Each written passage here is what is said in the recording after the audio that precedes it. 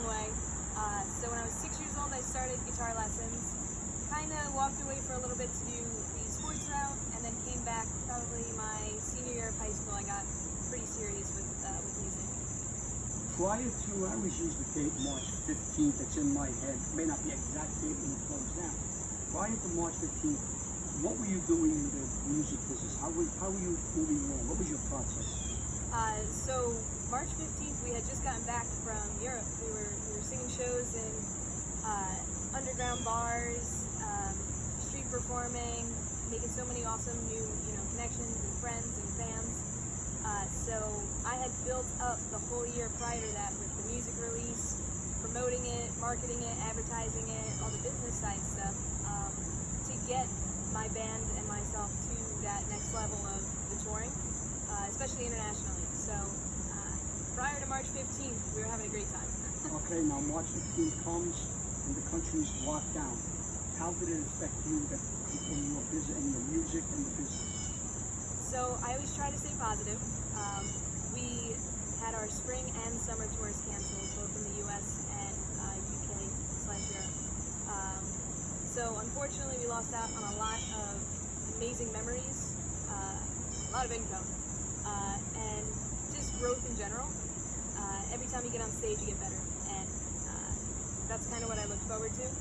The best news about it, though, is we didn't really lose those opportunities. They just got pushed back a little bit. So I'm sitting home, getting yelled at to do the dishes and laundry, but also songwriting at the same time, trying to make sure our set list gets that much stronger for when we're allowed back. Well, you said you had opportunity to sing in the United States. Where would that have been? In bars, restaurants? How does that work? We did our time. I like to say we did our time at all the bars, all the restaurants, and we were very excited to start performing at music halls, in the Midwest and even farther out by California, similar to like the Bergen Pack, where we were getting very, very excited. The yeses is what I call it. The confirmations started to roll in February, and was getting excited. And good news is it's just getting pushed back a little bit. That's the way to look at it. So how do you get your music out now? What are you using? I know you're using the internet, so explain how you get your music out. I know you write. Talk a little about your writing and getting all this. Reacting now to the pandemic, being locked up and not being able to get to the restaurants and bars with their closed. Yeah, it's I wouldn't say it's negative. I've been writing more. I've had more downtime to really sit, figure out kind of what I want to write about. We had all these amazing experiences when we were traveling, and I never really would have had time to sit down, digest it, and write about it if we jumped right to the next, right to the next tour. So, I mean, I'm very disciplined and strict on myself. I wake up at 6 in the morning, not very musician of me, to squeeze in a workout. At 6 in the morning. Yeah, right, exactly. So not very rock star of me, but I get up at 6, I work out, I eat very healthy, and I immediately start practicing, start songwriting, start figuring out where I can make the set that much more unique, or that much more enticing. So that's, like I said, not very rock star of me, but at the same time, very future-minded, very career-minded. What kind of music do you write? What kind of music do you like to write? Do you like Stevie Nicks? Stevie Nicks is my favorite.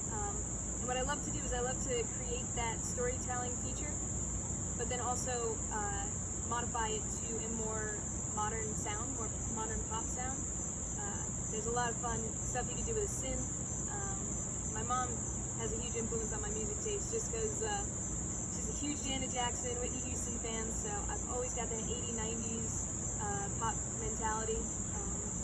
But then I also have my uncle's influence, so the electric guitar always sneaks its way back in there. So I have fun with it. Do you have any songs coming out that you're writing and looking for you to let us know about? I am so excited. I should be on the phone later today. His name is Nick Mavromatis, is my engineer, and we were on the phone yesterday. And I'm a nitpicker when it comes to tiny things in the mix and the music. So we should be finishing the first single in September, depending on the way of the world. Got a name for it? Never Stay. Okay. Never Stay. It could change, but for now. Never Stay. I'm so excited for that one. For just the sheer fact that is something I wrote really from the heart, where it was self-motivating, I deserve better, you deserve better, you should, see what you could accomplish and go out and get it. So that one should be a lot of fun, especially on stage. Brian Carr, who we had on from the interview previously, talked about you on the internet, as you've gotten so good with the internet. How do you use the internet to get your music and your ideas out? Of course. So when I first started, I, like everyone, had an Instagram account or a Facebook account just for personal pleasure, nothing crazy. And YouTube is a very great tool, and it's free. So what I did was I wanted to figure out how I could be different than just the personal use and actually make it a business or a platform that could reach, everybody in the world, because everybody has these types of accounts. So I did my research, figured out the niche way to squeeze through, because there's a lot of content out there, millions and millions of content. So I wanted to figure out exactly what I wanted to bring to the table, how I could show people that you can have fun following me, you can be more positive following me, and just rock out following me. So I turn it into a game. I have a sports background, so I look at it as a competition to see how many people I can reach with my music or my posts. Sometimes we're just dancing, sometimes we're just singing. So at Brianna Musco for pretty much everything is where you can find me. How many people do you reach? Do you know? Analytics are tricky. Sometimes it'll say impressions, which is however many people it saw, which could be upwards of 100,000 for a post. But then actual people that probably took a second to look at it, like 20,000. You mentioned a little bit about sports. I get the feeling that not only are you very good in the arts, but you jump that the boundary when you get into sports. You were a sports. You played a lot of sports at Prospect Hills High School, right? I did. And your sport was?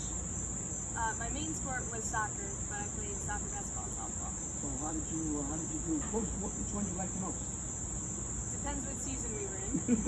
So you like them all? Love them all. Yep. Like them all. How'd you do with soccer? Did you get any awards or anything for one of the sports? Soccer we did really well. We were almost state champs. I still hold the record for most goals, but there's a girl that's probably going to get it this season. Fingers crossed we squeeze that season in. So I'm rooting for her.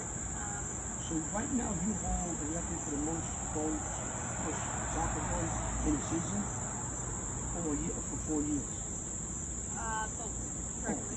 But So she's gonna break it. So you are a pretty good, not only a great musician, you're a pretty good soccer player. I mean, you're playing this down, but I know where you're going. This is pretty good. Thank you. You both, like I said, arts and sports, you did very, very well. I want to thank you. Now, what we've asked you to do, and you were so gracious to say yes, we'd like you to sing a song for the end of our show.